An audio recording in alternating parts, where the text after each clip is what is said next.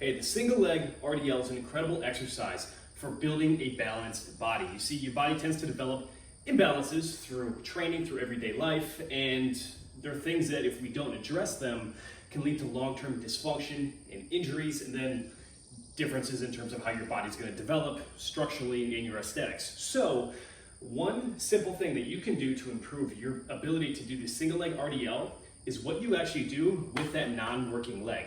You see, a lot of people will use a straight leg when they come back on an RDL. And here's what happens. That back toe will open up, which means the hips open up. So when you're doing an RDL, don't use that straight leg position, especially if you've noticed that your foot is pointing out away from your torso.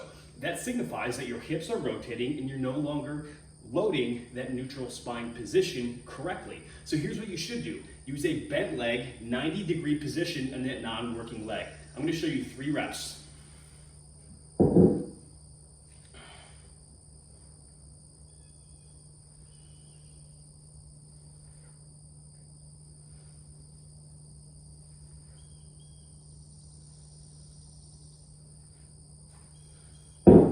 So you notice the amount of control and balance that I have with that position. That's because the lever itself is shorter when my leg is bent at 90 degrees, which gives better control. And remember, joint position dictates muscle function. So we want to make sure that that leg is in an ideal position so we load the tissues properly. Now let me show you an exaggerated, poor example with that straight leg, and watch my back foot.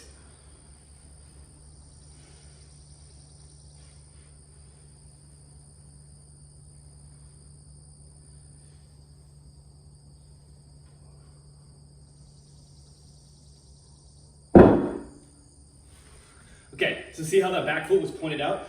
That's precisely what we see a lot of times when you use a straight leg when doing an RDL. So again, when it comes to doing that RDL properly, bend that leg at 90 degrees, keep that toe dorsiflex, and then come straight down.